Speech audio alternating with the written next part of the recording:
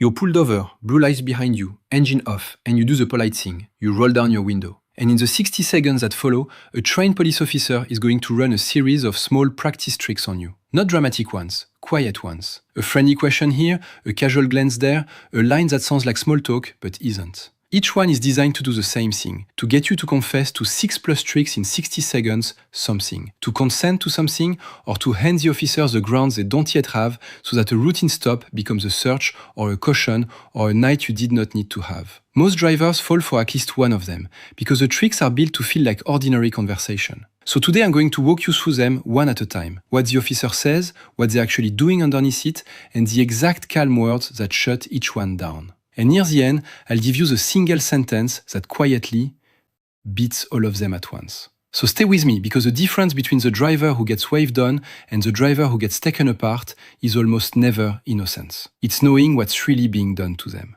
And before anyone rolls their eyes and thinks this is anti-police, it isn't. Most officers are decent people doing a hard job. But these techniques are real, they are trained, and they work precisely because you don't know they're happening. Knowing them doesn't make you difficult, it makes you calm. And a calm, informed driver is the one who walks away. I'm Oliver Bennett. For 15 years, I defended people in police stations and courtrooms across England and Wales. And I sat with person after person who lost the whole case in the first minute at the roadside. Not because they were guilty, but because they were friendly, they were nervous, and they talked. This isn't legal advice, it's the plain English version of what I wish every driver knew before that window ever came down.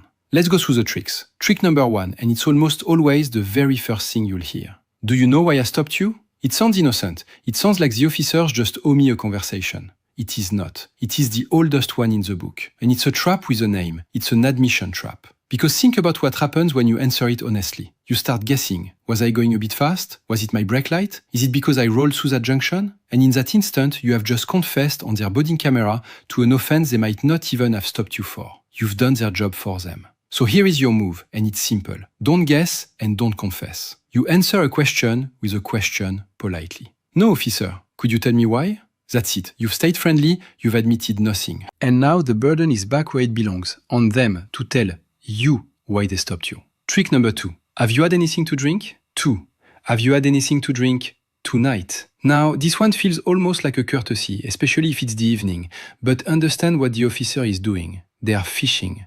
They are looking for a reason, any reason, to move to a breath test. And here's the thing most drivers don't know.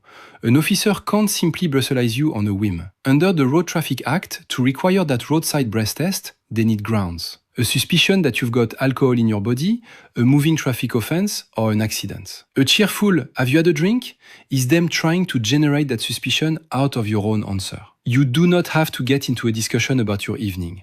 A calm "no, officer," or simply "I've got nothing to declare, thank you," is a complete answer. You're not being evasive, you're just declining to narrate your night into their camera. Trick number 3 is the one that catches the nicest, most polite people because it's aimed squarely at good manners. It's the rapid-fire questions. Trick 3, the rapid-fire questions. Where are you coming from? Where are you headed? Whose car is this? What's in the back? One after another, friendly, quick. And the purpose is simple.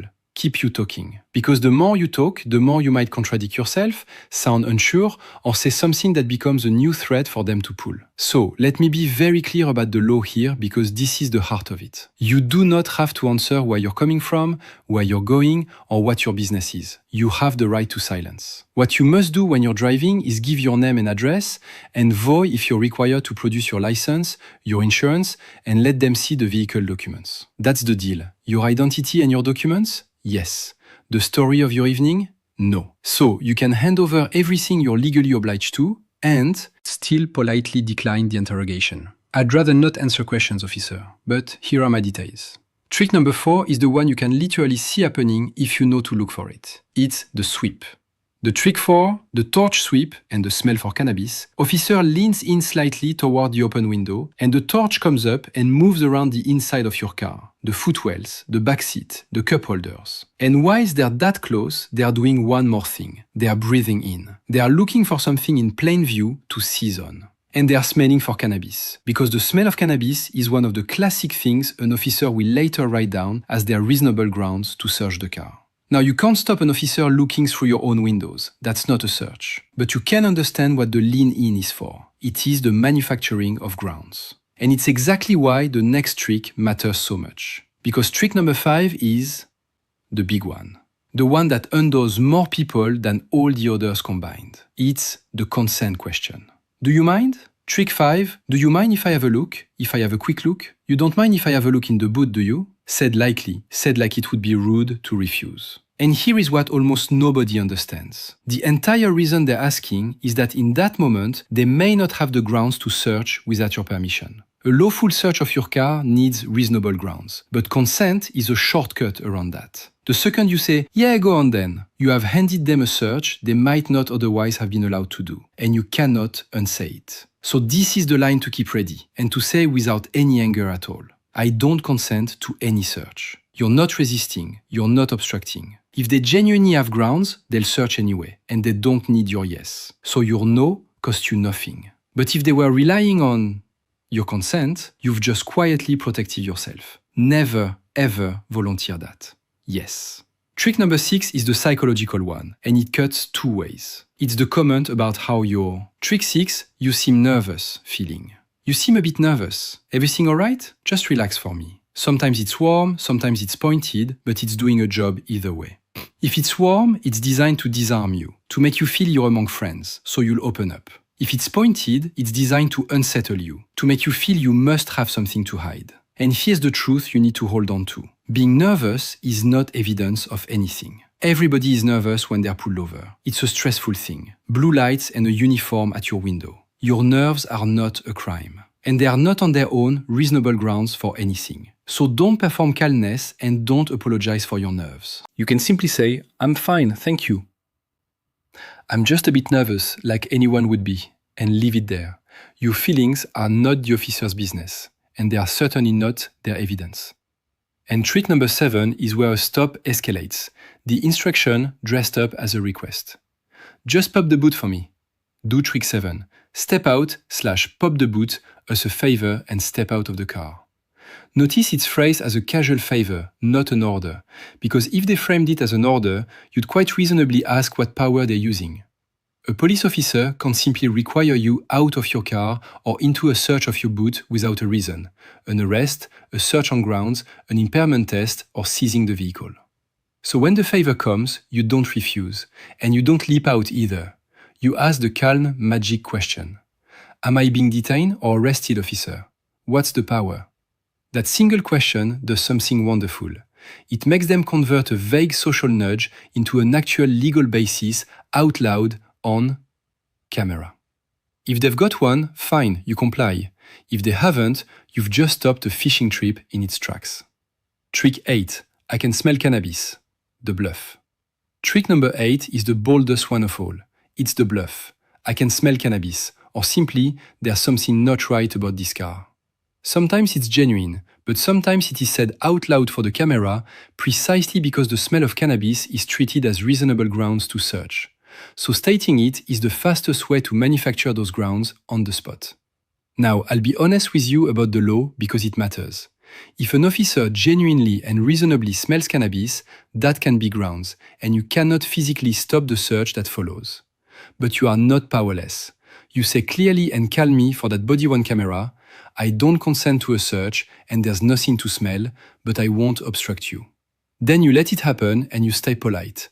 Because if those grounds were thin, invented, the place you win is not the roadside. It's afterwards in a complaint or a claim with the footage. And an officer who senses that you know that is far less likely to try the bluff in the your car's flagged, the ANPR setup, first place. And there's one more to know about because it's less a trick than a setup. Your car's flagged on our system. More and more stops now begin with an ANPR camera. The cameras that read your number plate, pinging an officer that your car shows no insurance or is of interest. And sometimes that database is simply wrong or out of date. So if you're told your car flagged, stay calm and ask what specifically it flagged for. If it's an insurance or question and you're properly covered, that's usually settled with your documents right there. What you must not do is let a database glitch panic you into babbling or into consenting to a search to prove you're fine. A flag is a reason to check a document. It is not a magic key that unlocks your whole car and your whole evening. Now, before I give you the one sentence that ties all of this together, I want to be straight with you about the mindset that makes every one of these tricks work. Because it's the real trap underneath all of them.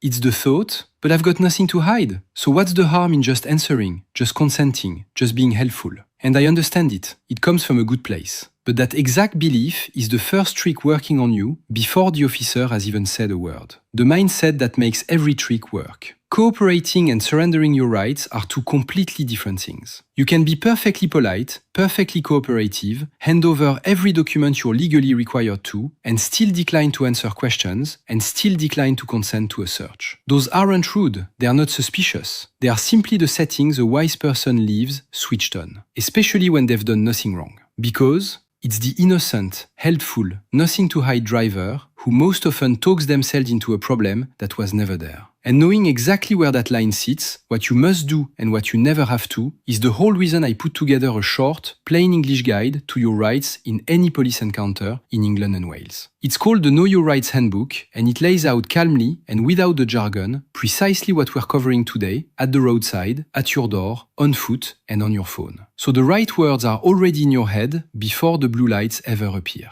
I'm not going to give you a hard sell on it. If this video has been useful to you, the link is in the description and it's there whenever you want it, right? But before the sentence, let me make the whole thing dead simple with the one distinction that governs every trick we've covered. Because if you hold just this, you hold all of it. They are what you must do versus what you never have to. Things you must do at a traffic stop and things you never have to. You must stop when you're required to. You must give your name and address. You must, if you're asked, produce your driving license, your insurance, and your vehicle documents. And if you don't have them on you, you can usually take them to a police station within a set number of days.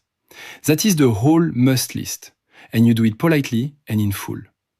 Everything else, where you've been, where you're going, what's in the boot, whether they can have a look, why you seem nervous, is the never have to list. Hand over the first list without a fuss. Decline the second without apology.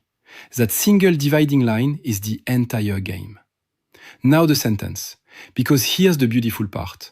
You don't actually have to remember 7 separate comebacks at the roadside in the stress of the moment with a torch in your face. There is one calm, respectful sentence that quietly answers nearly all of these tricks at once. And I want you to learn it like your own phone number. I'm happy to. The one sentence that beats them all, cooperate, officer.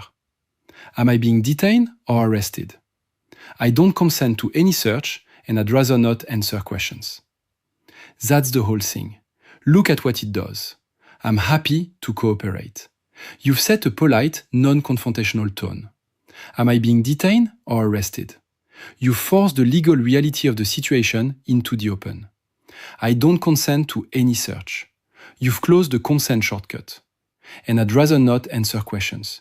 You've stepped out of the interrogation while still handing over your name and your documents like the law requires. Said calmly, that one sentence takes almost every trick off the table, and it does it without a single raised word. Let me show you how. The whole stop played out that sounds when it all goes right, because hearing it as one calm moment is worth more than any list. Blue lights, you pull over, engine off, window down, hands resting on the wheel where they can be seen. The officer arrives. Evening, do you know why I stopped you? And you, warmly. No, officer, could you tell me why? One of your brake lights is out. Where are you coming from tonight? Ah, thank you for letting me know about the light. I'd rather not get into where I've been, but here's my license and my insurance. A little pause. The torch comes up, sweeps across the car. Anything in there you shouldn't have? Mind if I have a quick look? I don't consent to any search, officer. You seem a bit nervous. I'm fine, just a bit nervous, like anyone would be with blue lights behind them. All right, do us a favor and step out for me. Am I being detained or arrested? What's the power? And there's the pause, because there wasn't one. No, you're free to go. Just get that brake light sorted. Will do. Thank you, officer. And you drive home. Notice what that was. It wasn't a fight, and it was never rude. It was a calm, polite driver who handed over everything the law required and quietly declined everything it didn't.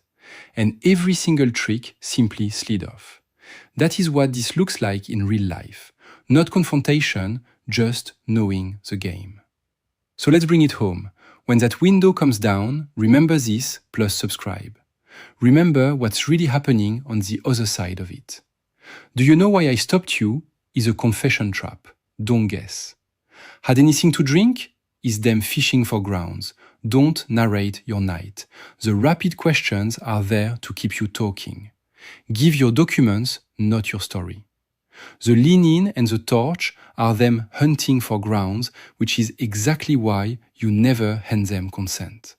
Your nerves are not evidence. And just step out or pop the boot is a request until you make them say the power. None of this makes you the awkward one. It makes you the calm one, the informed one, the driver who is polite, cooperative, and completely untickable. If this helps you, do two things for me. Take a look at the pinned rights card in the description so that one sentence is in your pocket before you ever need it. And subscribe because I break down exactly this kind of thing every week in plain English so that if it's ever you sitting there with blue light in the mirror, you already know the game better than the person playing it. I'm Oliver Bennett. Stay calm, know your rights.